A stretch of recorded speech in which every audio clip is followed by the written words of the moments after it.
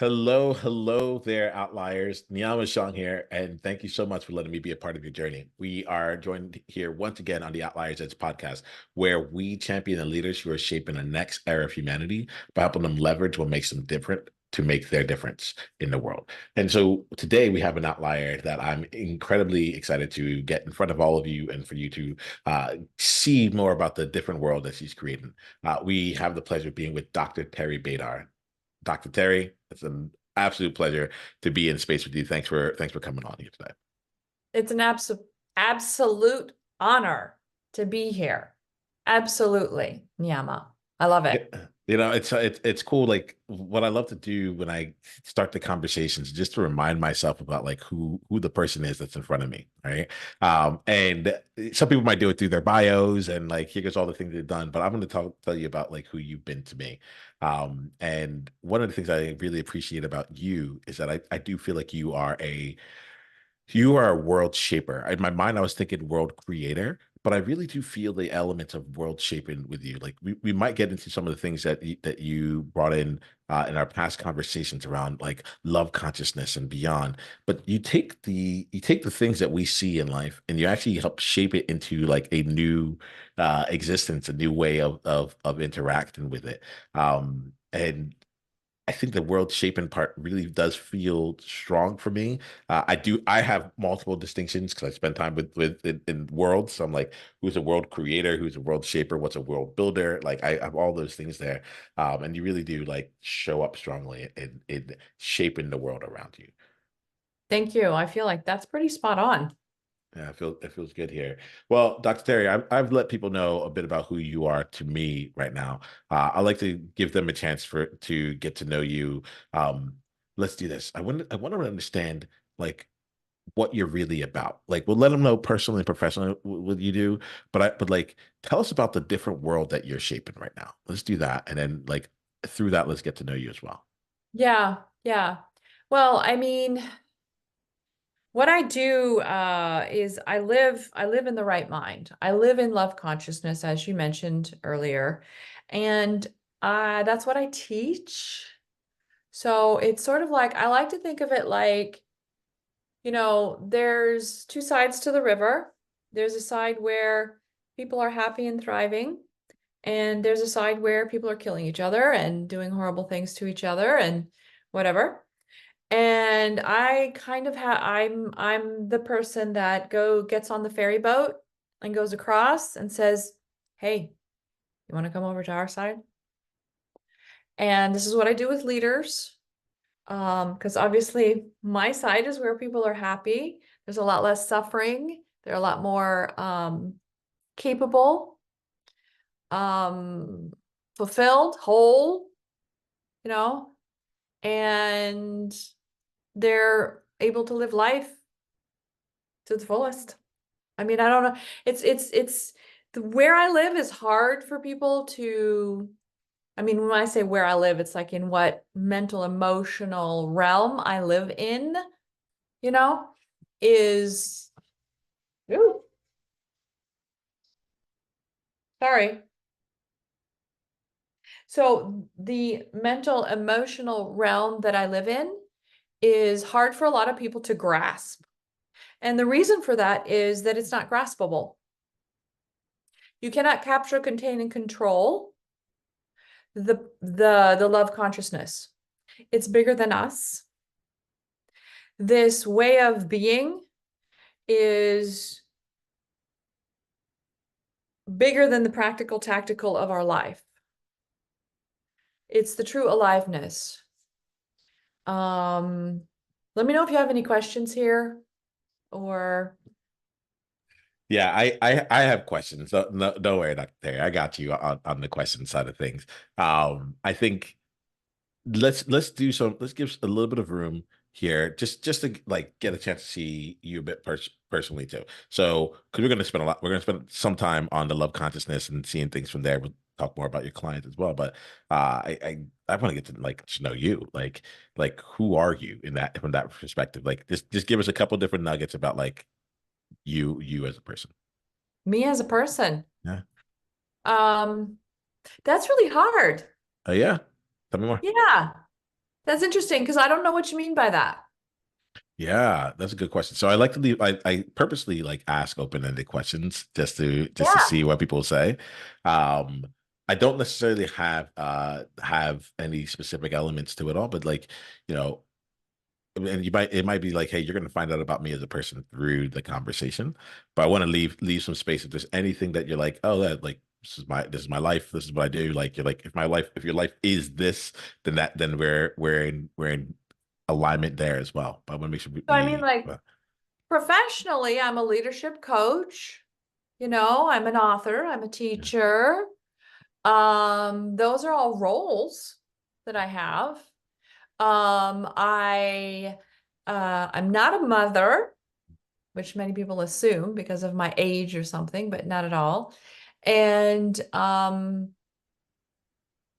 professionally, that's what I do. I shape yeah. minds. I understand the mind of humanity, and therefore I go around shaping the minds of leaders into a higher level of consciousness. Boom. Let's keep playing with this here. So I want to get into this component of love consciousness, and I want to we're going to spend more time in this conversation in the space of like how you stepped into like being a mind shaper, because I think there's a lot of the outliers out here who have like their views as well, and they're like, okay, but who would want to hear from me? And like I am this, like I have all these roles, but like, and I don't have this other credential or this other thing. So who would actually take me seriously on XYZ, right? So I want to Mhm. spend time in that because I think that's where a lot of my people are. But I also find that like the love consciousness to be really fascinating. I want to make sure that we spend some components on it. So like, let's say right now that you're speaking to leaders who do things differently, right? Leaders who have kind of had like an unconventional way of creating their success right now. Yeah. And they probably, based on like, they probably believe to some extent, in a large extent, a variation of love consciousness. Help me see like how does this help support where they are, and how they can like leverage more love consciousness. You might need to explain a little bit more before we can get to it, but let's have that conversation like really quickly here because I love that you support leaders and there's a ton of them that listen to this. Okay, so there's think so if you take a snapshot of the planetary mind of humanity, any given moment, in that snapshot, 80% of people are in the socialized mind. They're thinking and acting and feeling from the socialized mind. That means whatever whatever social construct they've absorbed, that they've integrated, they're just like rinse and repeat or spitting it out, not thinking, not changing, not evolving. That's 80% of the global mind of humanity at any given moment. Then we have 15% that are in what we call the self-authoring mind. Now, the self-authoring mind is where people are asking, like you were doing earlier, like the open questions. Well, what is going on? Why am I doing this? Where will that take me? Do I want to be there? Is that the best solution? What are the other possibilities? Let's look at the multiple possible outcomes. Maybe we could choose better outcomes. What if we're choosing a better outcome? How would we get there? What resources do we have? What decisions do we need to make? And then, and that opening up multi-constellation thinking is the self-authoring mind. So the people you work with, and probably your audience and listeners, are going to relate to that. Because the fact that you're an outlier means the 80% are looking at you and saying, "Ooh, you're weird." So, right, that's what happens when Yep. you're the outlier. Yep. And and so now, like I've never heard of self-offering authoring mind. So I take that to be like, okay, if you're in the self-authoring mind, right? You are creating your own story. That's like literally like, and this is my Literally. ways of saying it. Yeah. Yeah, Yeah. Yeah. Awesome. literally. So Literally. keep going. Well, you are. You're self-authoring, meaning you're not allowing the exterior world of social constructs to get downloaded into you and dictate and regulate how you see the world and how you act in it. You choose from the inside what you actually think, you look at what you actually feel, and you choose from there. Outliers, like, go Go ahead. ahead. Well, Outliers, I want to invite you to like really just take some time, really like right now, just take a breath in and recognize that like Dr. Terry saw it immediately. She's like, you're an outlier. You actually live in the self-authoring world. The question I would ask is, do you like have you taken it to yourself to like acknowledge that you are the author of your own world? Like that you can self-author. As we continue on this conversation, let's put ourselves into the position of being the authors of our life in this way, and we'll continue leveraging it from there. What do you see, Dr. Terry, like for those of us that are like, okay, like I'm self-authoring, right? And yet I am still struggling with, the culture of my organizations or the people that we've hired and the uh the way I consider myself as a leader and like the results that I'm getting. Let's talk a little bit about that and how this plays together. So yes, and this is my sweet spot, is how Mm, to get there, mm. how to get out of the struggle and the suffering that the socialized mind imposes upon us, and even the organizations and the rules of society or the rules of business impose upon us. That suffering is the sign that you need to get out, for starters, and start self-authoring, okay? But beyond that, that's where we get into the two forms of consciousness. There are two basic forms of consciousness. One is centralized in the left brain, where you want to capture, contain, and control yourself, others, something. Somebody's right, somebody's wrong, somebody wins, somebody loses. It's us versus them. You and I are separate, we're independent. That is how that consciousness, which I call war consciousness, views the world and interacts with the world in conflict. And if you're feeling frustrated in life, that's probably where you are. If you're feeling bad, mad, and maybe even sad sometimes, that's a red flag to look and see if you are in war consciousness. Okay, so that's one side of who we are. Now, the right brain and the right mind are a completely different zone. It's a different consciousness. I have That's to ask a love quick question around consciousness. this. Sure. Okay. So you mentioned right mind earlier, and then you also just mentioned right brain. And I have your book. So like now when you say it, I'm like, oh, okay, I get you. But when I first hear it, like, because maybe this is me more in the socialized mind side of it, right? But the socialized mind is like, are you in your right mind? Like I hear that statement, and I feel like it'd be really helpful if we like put a little distinction here. You said right brain and right mind. Help us be all on the same page, will you? Okay, so your brain is the organ. That's your CPU. That's the hard drive. It's not your thoughts, your feelings, or your consciousness. Your thoughts, your feelings, and your consciousness, that is the software. Okay? That is the information, energy, consciousness that runs through the hardware. That's the electricity going through all the circuits. That's the information. So we have to separate mind from brain. Now, there is an architecture of the left brain and of the right brain, which is different. Okay, so the left brain architecture of your hard drive brain is conducive to linear thinking, yes, no, binary thought processes. That's why it's right or wrong, you know? Then the right brain is conducive to multi-dimensional cluster constellation type thinking, and it's wired differently, literally. So the circuits are actually different in the hardware, but I like to look at the software mostly.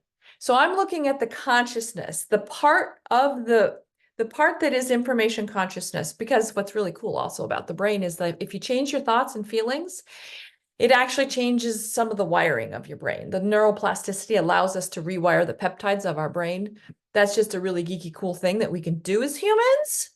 Instead of being victim of our hardware, we can actually change up our hardware, which computers cannot obviously do, but we I can. think it's a cool way of framing it right now, because I think a lot of what we talk about here is like it's about like who are you, right?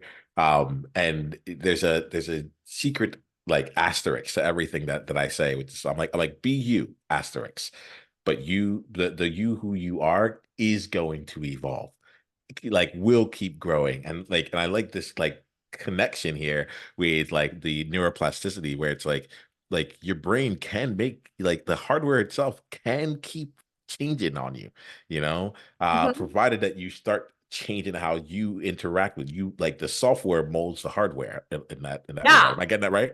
yeah. Isn't that cool? I think it's cool. And I also think it's powerful.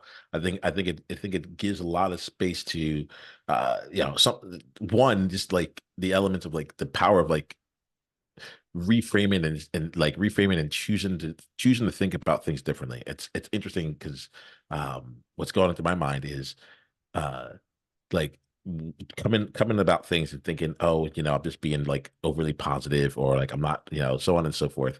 And oh, actually, if I'm being really real, I'm thinking actually about the last 2 to 3 years for me right now, where I've left an environment where like a lot of my thoughts were in like the growth oriented, so on and so forth, and it's taken on more of like a, well, this just work that needs to get done, like it's just how it is. Like the way I would describe it is like I'm in the suck of it all, and it wasn't until about like 2 days ago where I really realized I'm like the actions that need to get done are the actions. They're not good, bad, or any of that stuff, right? They're just the actions. And what's going on through my mind right now is I'm like, or yeah, I'm like, is it my mind or my brain? But I think I'm right. What's Mhm. going through my mind right now is I'm like, oh, I can consistently continue to like prime my brain with making connections in a way that suits the way I wanted to go, and have that actually benefit and almost like make it the new way, the new path, the easier path going forward. So it's bringing up a lot here, just in the flexibility of it. And you talk about being a world shaper. If our world is created in our mind first, like you're like, hey, by the Yes. way, we can shape that too. Yeah. So, so my side of the river that I was talking about earlier Mhm. is really like living in love consciousness, living in the right mind, not even like the right brain, but the right mind.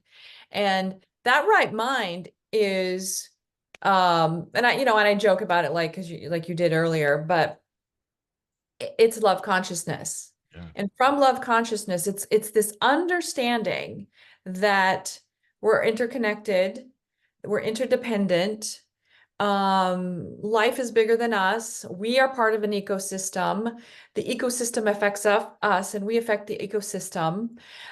This interconnectivity, this constellation thinking, this higher level solution thinking, this longer term consequence oriented thinking, this altruistic thinking, wanting to make products and solutions that actually are what we call net positive rather than net zero or net negative. How do we keep adding value? And I'm not talking money, I'm talking value. How do we keep adding value every step of the way? And it's really important for our leaders to understand that, whether they're uh, entrepreneurs in corporations, politicians, or just high school teachers, it does not matter. We need everybody to be jumping onto the ship of love consciousness in order to shift the whole world, because all of the problems that we're facing today in humanity come from being in a left brain, a lockdown war consciousness. Here's the deal. When you are in war consciousness and left brain thinking is dominating, you are disconnected. You're disconnected from your body. You're disconnected from nature. You're disconnected from other people. You're disconnected from even deep thinking, and you're disconnected from feeling. Everything is dead. It's stuff. When you're in your right mind, when you're in love consciousness, everything is connected, everything is alive, everything is interdependent, everything is vibrant, everything is breathing, everything is like and you actually experience joy and happiness, and this is where you have higher end solutions, and where scientists, get their epiphanies. It's coming from that place. If you cannot go there, you cannot reap the benefits. So I'm going to take the conversation in a different direction because I want to, like, when I talk to you, I like it's clear how deeply you understand this world, you know. Like and so I want to go and explore a little bit about like the process to come in here. But before I do, I think like I also want to make sure we call out like the book itself here. So you wrote a book here where, because in my mind I'm like, all right, everything you're saying, how can they actually make this come to life? And I have mine right over here as well, right? So we're making our way through. What's the book's name? How can people get it? So the book's name is Flip Your Switch: A User's Guide to a Whole New Mind.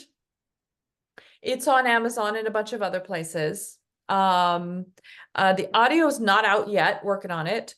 And it's basically the journey it's really a guide.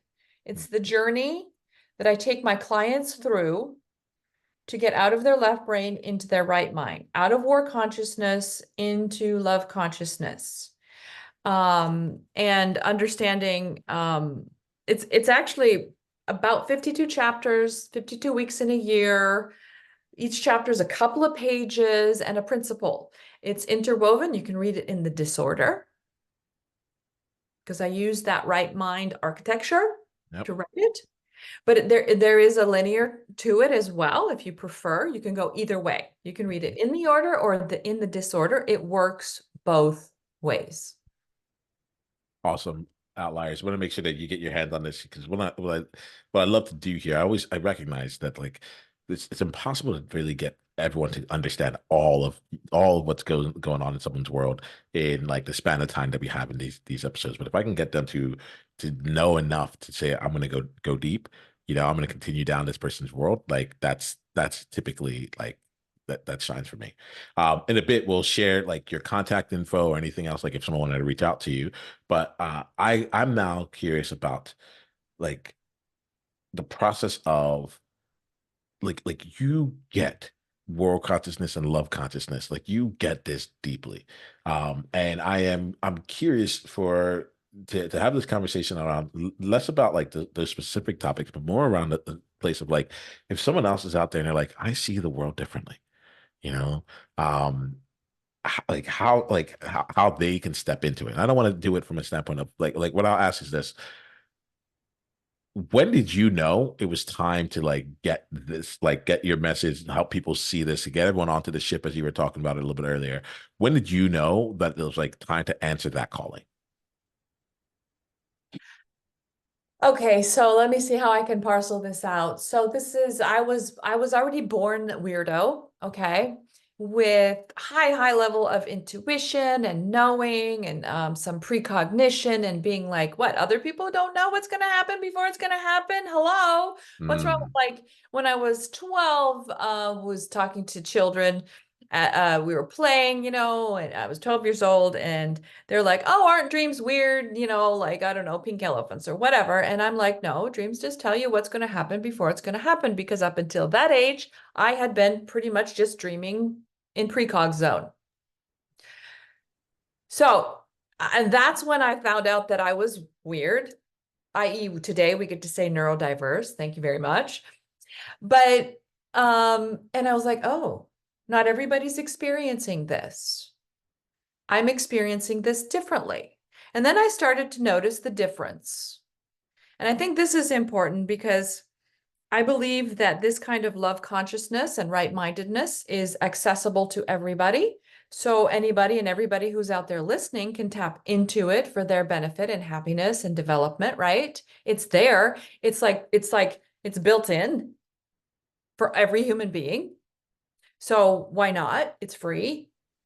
Um, and so over the years, I studied a lot. I studied all traditions, all wisdom traditions. I'm also an all faith minister. I'm a leadership coach. I have an MBA. I did accrued studies in this and that and the other thing. So I kept trying to figure out, like, what's the deal?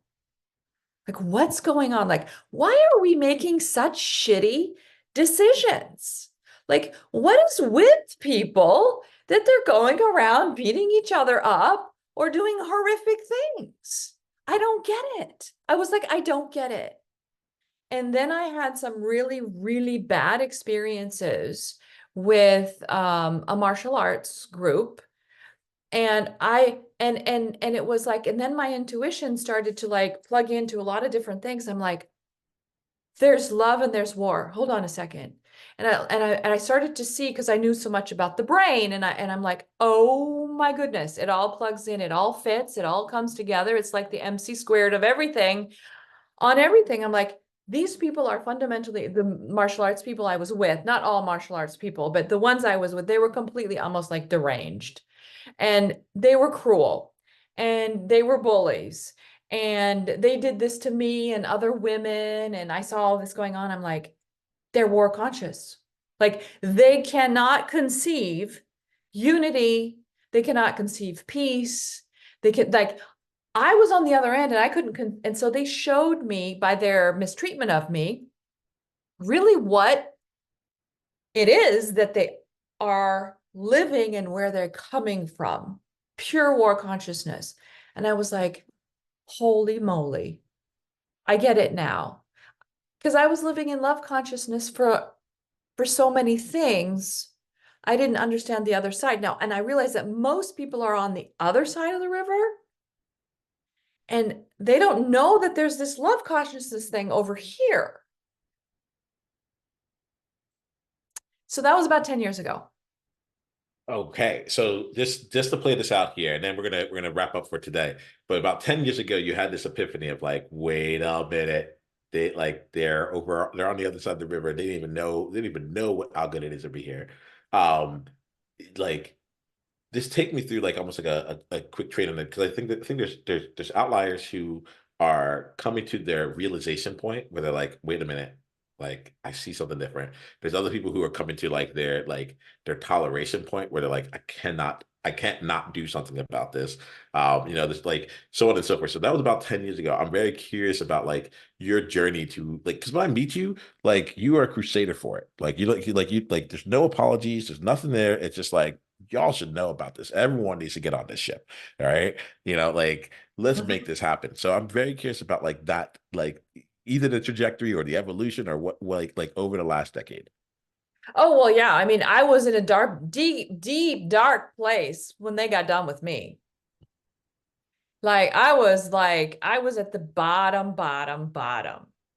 I won't even use the names that they called me. I won't even tell you the shit they did to me. I mean, I'm talking like emotional abuse, even some physical, like I'm like, and I'm the whole time I'm like, what the heck? Why was I putting up with that? Because I wanted to fit in, I wanted to be normal. I just wanted to have a community and I like martial arts and like why? And so why was I allowing myself to be beat up? And I think that's I think one of the main things is like we want to fit in. And now I am more of a crusader. But I mean, I got hate stuff this morning on LinkedIn. You go around talking about love consciousness, you're gonna get hate speak at you. So firstly, like let me just acknowledge you for like really playing the game because that's what I started smiling. I realized I'm like, oh, it's probably not like the most appropriate thing if you're if you're looking at me smiling as you're like, I got hate tweets or hate something today. But it's like, but I really wanted to say it's like a testament to you showing up, right? Because there's a lot of people who think the world should be different and they kind of throw their hands up at it and Mhm. there's another like you are actually out in the world speaking this. So can I like without going too far into it, but like because I know of people who have amazing visions, who have great missions to put out, and they're not calling it love consciousness, but they're in so much alignment with you. They're partners Yeah, on the journey, right? yeah. and some of their biggest fears before they even get anything out there, whether it's a book or on LinkedIn or anything, is like, but what if someone doesn't agree? What if I get, and not even doesn't agree? Because I think it's different. What if it's like straight up hate? So just I'm curious how you, yeah. Yeah. So, like I said before, 80% of people are not going to like what you have to say because you're self-authoring. They are stuck in the rinse and repeat mode. It's a given. It's like the landscape of what's out there. Like that's why I talked about the snapshot of the mind. 80% of people are not self-authoring, they're not thinking. So they're going to give you basically bull, okay? Because they're not thinking. The important part is to get away from the 80%, stick with your tribe, the 25%, and also don't try to save the world. Like it's too heavy, there's too much weight there, you can't do it. I mean, that was something that I really struggled with. And there's another thing that I also say to all my clients, because all my clients are like social entrepreneurs, they're all trying to move the needle, you know? It's like if somebody can't meet you halfway, they're not for you. Mhm. You cannot meet them where they are. That is bull. You don't have to reach that far. If they can't meet you halfway, don't go there. It's not your job to fix them or heal them if they can't meet you halfway. I love that sentiment, by the way. Just things that are going off in my brain here because I hear so often, like, you got to meet people where they are. You got to meet people where they are. And I'm like, and my general thing is, I try it, and it like nothing moves, nothing happens. I'm bored, and then I start doubting myself, and eventually I'm just like, I got to a place where I'm like, I'm a person. Why don't they come meet me where I'm at? You know? And I like this element of like it's too far to go meet them exactly where they are. They should be like, if they're really inclined to do the work, because like, or to keep going, they should be showing some initiative on their part to come and meet you somewhere along the path. Right. So here's Absolutely. the deal, like back to the 80-15, right? Yeah. So the 80% that are in their rinse and repeat, at some point, some kind of suffering is hard enough that it wakes them up a little bit, and then they're willing to make a few steps forward. And then they can come join us in the self-authoring mind. They can come to the self-authoring crew and it'll be instead of being 15%, it'll be 20%. Or it'll be maybe 30%. Like that's what we're here to do. Build critical mass in the self-authoring mind with all the people who are, going to meet you at least halfway so we can build that positive like energy mass that then starts to attract other people. If it shines bright enough, they're going to see us from the other side of the river and they're going to be like, damn, it's so nice over there. All right, so like we're gonna start wrapping up this conversation, I believe, because but you're talking some things that are of high interest to me. What's going on through my mind right now is a philosophy. It's kind of a philosophical approach thing. So I think I'm hearing yours, but I just want to check in. So some of the things I think about when it comes to creating change is like, do I go to, let's use your 80% and the 20% or the 15%, right? So like, do is my work to go to the 80% and then try to get them to come over to the 15, or is it to like say, hey, you're here in the 15, you're in the self-authoring mind. Let's help you do this so well and make it so loud and unlike deniable that like others just kind of come along with, especially those that are like closest to the next thing.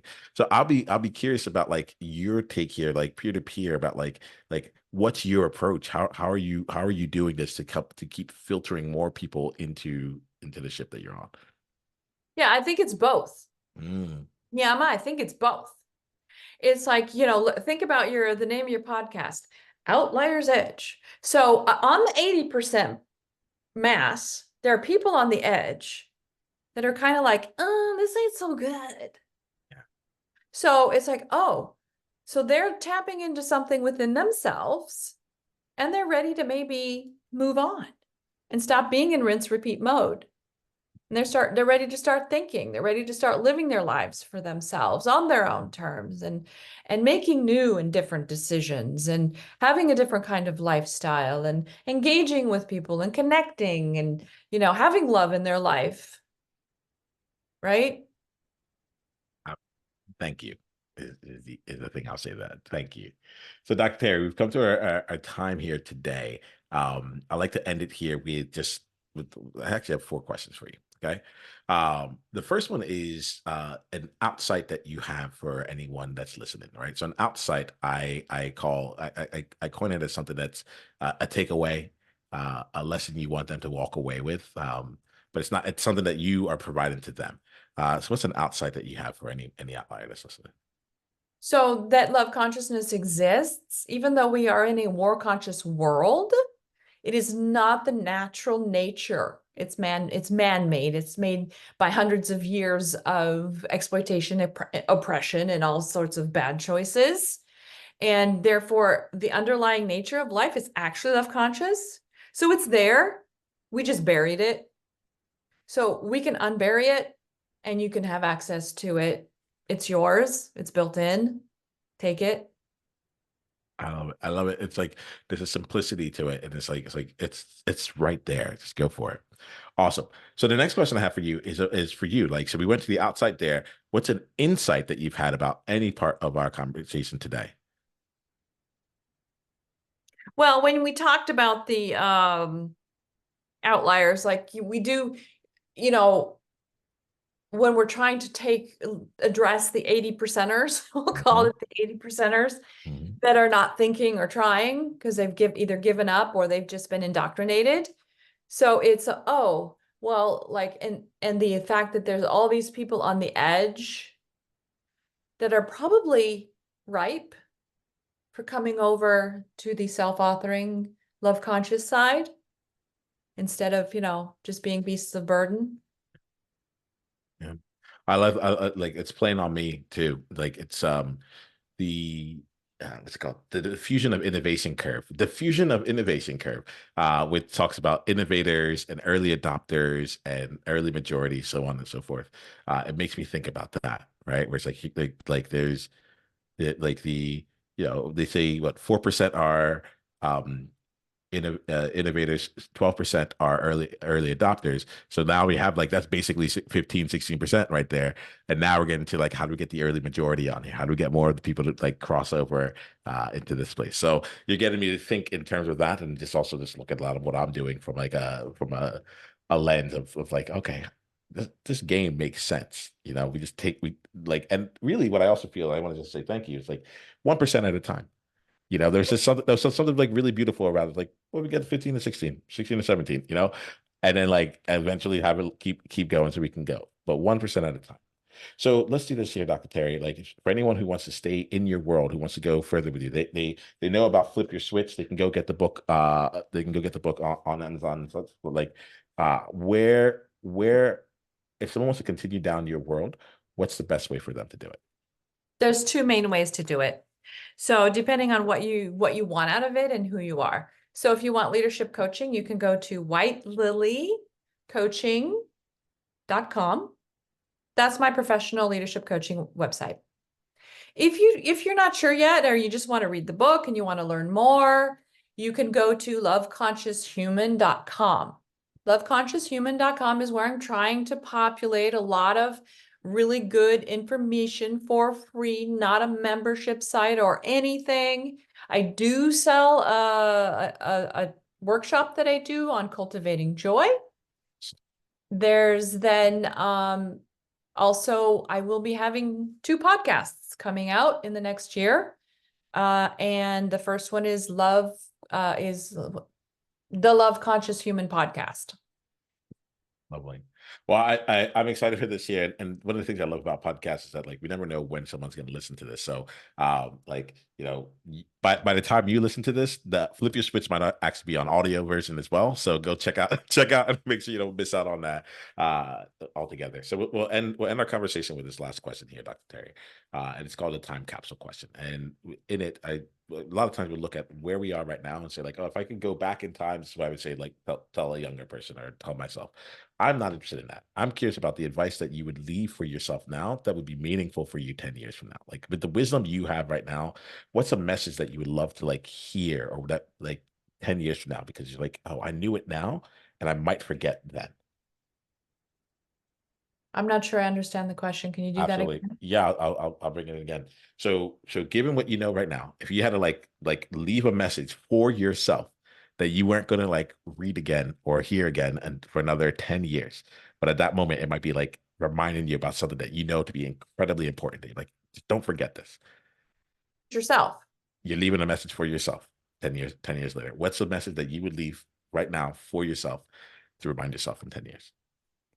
That it's always the right time. Mm. There it is. And with that, we will end today's conversation. Dr. Teri, thank you so much for bringing for letting this be a love conscious space, like giving us a chance to experience what love consciousness actually is like. Like you shape your world, and we got to experience your world. And I'm grateful for you in that regard. Thank you, thank you, thank you, thank you. I'm looking forward to further conversations from here. Thank you.